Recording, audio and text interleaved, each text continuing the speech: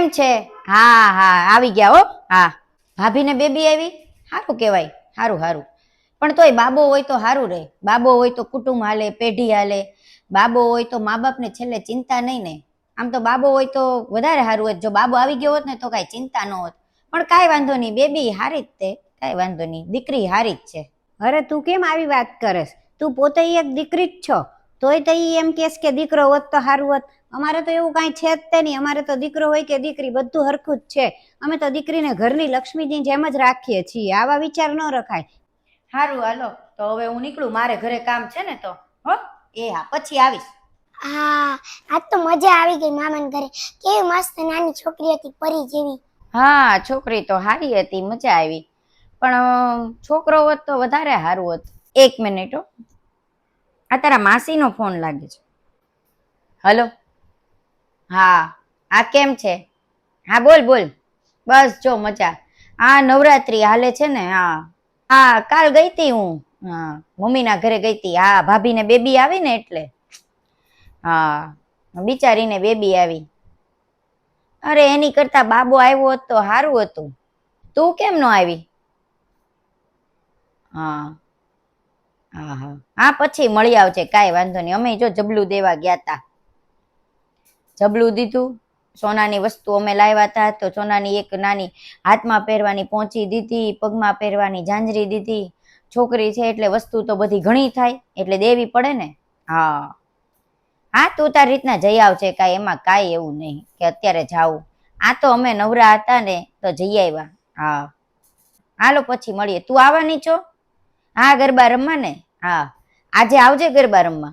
અમારી સોસાયટીમાં તો બહુ સરસ થાય છે. હા બધા આ બધું જે ફંક્શન જે છે ને એ બધું બહેનો તૈયાર કરે છે. હારું હાલો આવજે. હા મૂકું મૂકું. હા તો હું માસી યાર વાત કરતી હતી.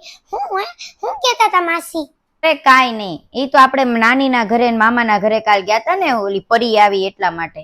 તો ઈ એમ વિચારતી હતી કે ઈ આવવાની હતી, પણ એને ઘરે કામ આવી ગયું એટલે આવી ન કે.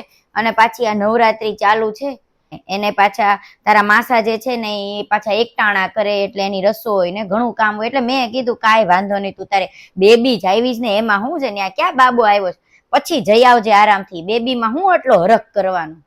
હું મમ્મી તો કઈ દુનિયામાં જીવીશ? અને તારા વિચાર તો જો, પહેલાના જમાનામાં પહેલા આવું હતું કે છોકરી માથે બોજ હોય. હવે તો છોકરીઓ તે છોકરાઓ જેવી થઈ ગઈ છે. છોકરાઓને હવે વાંહે પાડી દીધા છોકરીઓ. હવે બધા માણસો છોકરીઓને વધારે રાખે, છોકરાઓને નહીં. જેના કુટુંબમાં, જેના ઘરમાં જે છોકરી કા દીકરી ન હોય, ઈ નવરાત્રીમાં ઈ લોકો માતાજીને પ્રાર્થના કરે છે કે હવે એને દીકરી આપે, અને માતાજીના આશીર્વાદથી એના ઘરમાં દીકરી થાય છે મમ્મી. અને દીકરી તો માતાજી કા લક્ષ્મી કહેવાય. એ લોકો કેટલા ખુશ હતા. અને તું ન્યાય તે મોઢું બગાડીને બેઠી હતી, એવું સારું લાગે મમ્મી. હું ન્યાય તે ન્યા તું કહેતી હતી ન્યા ઈ દીકરી કઈ કામની નહીં, પેઢી હલાવવા માટે તો છોકરો તે જોઈએ. અને તું હું ન્યા એ બધાને વચ્ચે બાંધણ કરાવતી હતી. હા પણ વાત તો સાચી છે ને. દીકરી તો લગ્ન કરીને વહી જવાની છે, અને જે કાંઈ છે એ બધું દીકરા ઉપર જ છે. દીકરો જ મા બાપને રાખવાનો છે, અને એને દીકરો જ આપણા ઘરને અને આપણી પેઢીને આગળ કરવાનો છે. ભલે દીકરી લગ્ન કરીને સાસરે વહી જાય, પણ માતા પિતાને ખૂબ રાખે છે. દીકરા એટલા બધા માતા પિતાને નથી રાખતા, અને દીકરા તરત ફરી જાય છે. તું હું મમ્મી નવરાત્રીની તૈયારીનું હું કહેતી હતી? અરે કાંઈ નહીં, એ તો તારા માસીને હું એમ કહેતી હતી કે નવરાત્રી તો અમારી સોસાયટીમાં કેટલી સરસ થાય છે, અને નવરાત્રીમાં કેટલી મજા આવે. 9 દિવસ માતાજીના ગરબા ગાવાના હોય. તું તો હમણાં એમ કહેતી હતી કે દીકરી લગ્ન કરીને વહી જાય અને દીકરા હારા. અને આપણી સોસાયટીમાં તો બધી ગોઠવણી, બધું સંગીત અને બધી આરતીની તૈયારી બહેનો જ કરે છે. અને જો બહેનો આગળ હોય તો તું એને પાછળ હું કામ પાડે છો? મમ્મી તને તો દીકરી ગમતી નથી, અને આમ તો તું સોસાયટીના વખાણ કરે કે ના અમારી સોસાયટીમાં તો બધું દીકરી કરે છે, અમારી સોસાયટીમાં બધું ગોઠવણી બધું છોકરીઓ જ કરે છે. છોકરીઓ કેટલી સારી કહેવાય, છોકરીઓ કેટલી આગળ છે. વાહ વાહ. તું આટલું બધું જે પ્રસાદ બનાવ, આટલું બધું કર, ગરબો લેવરાવ, ચુંદડી ઓઢાડ, જેટલું પણ માતાજી માટે કરે છો, એ માતાજી પણ એક દીકરી છે. અને તને ખબર ન હોય તો કહી દઉં, તું એક દીકરી જ છો અને તું એક માં જ છો. તારો જન્મ થયો કે નાની જો દુખી હોત કે અમારા ઘરમાં તો દીકરી ઉત્પન્ન થઈ ગઈ, દીકરીનો જન્મ થયો અને અમારા ઘરમાં કાંઈ સારું હવે નહીં થાય, આને તો ભણાવવા જેવી જ નથી. જો નાની એમ વિચાર્યું હોત કે આ તો અમારા ઘરમાં દીકરી આવી, દીકરીને હું ભણાવે અને ઈ તો સાસરે વહી જવાની છે, તો હું તો આટલા મોટા ઘરમાં હોત.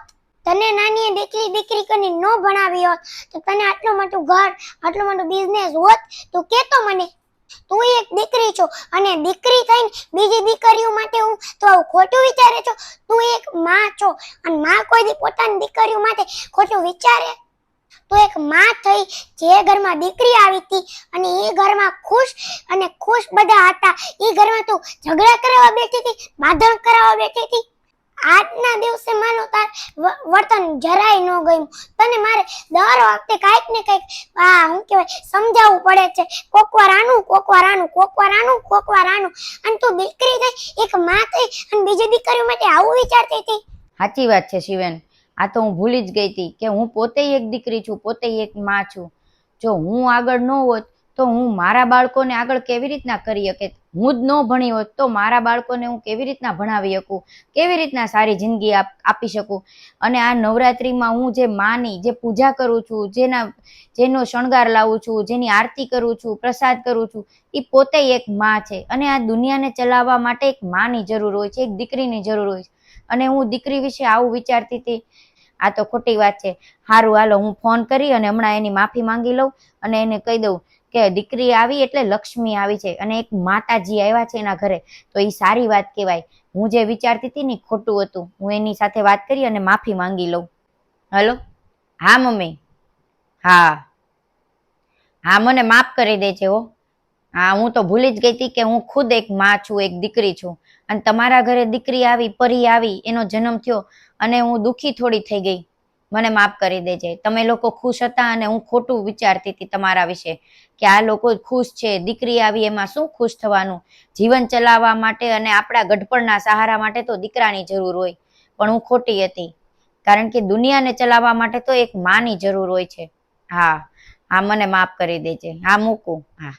હા, તારી વાત સાચી છે, પણ એવું ને એવું મગજમાં નાખીને વધારે એવું નહીં થઈ જવાનું કે છોકરાઓને ખોટા માનવાના. અને છોકરીઓનું મેં તને સમજાવ્યું, એના મતલબ એમ નહીં કે હવે તારે છોકરાઓનું ખોટું વિચારવાનું.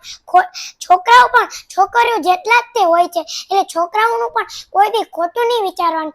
જે ઘરમાં જેનો જન્મ થાય, છોકરાઓનો કે છોકરીનો, પણ આપણે ખુશ જ થવાનું. તો તારી જેવા ઘણા માતા પિતા હશે જે આવું કરતા હશે. બીજાના ઘરમાં જો ખુશ થતા હોય માણસો, એના ઘરમાં ઝઘડા કરાવતા હશે. બીજાના ઘરમાં જો છોકરીઓનો સન્માન થતો હોય તો એ ઘરમાં એની બદનામી કરાવતા હશે. તો પણ એવું ન કરાવાય. તમારે વિડીયો ગમ્યો હોય તો લાઈક કરજો, શેર કરજો અને કમેન્ટ કરજો. બાય.